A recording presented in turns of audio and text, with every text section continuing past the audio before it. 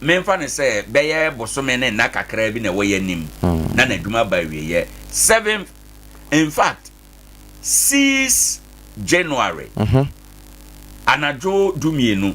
ahomache dumienu no na aban na na dodankwa kufu na dwuma ba wiye na gu saada no ebo 12:01 AM kura onye omampani bi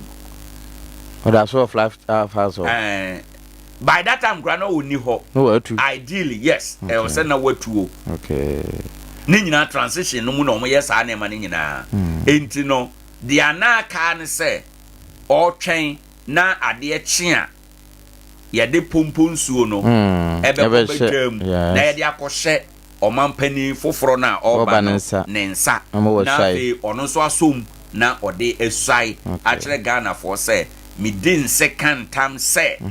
meye adwuma som oman Ghana wiemo de say dia ya tworo na ya keka no na ono so de din se ode din se wia abo ne hu dua akere owia na ye de akoto ba bia eda eno so ko omampani atena ye ho a eno so na ye dem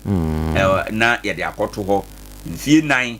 eso a na ya koyi ede aba enti transition team no sana ete na ahana ya na problem no wo enfa transition period say yes titru ya to aba wie na aban ote akunda so alusu na aban foforo obeba na tenchen no ehana ya na asem no ewo eno na yesa yema yatiefo adwen ba wo mo ho so enne ma ha ye election house no enem as nsem na ewo ha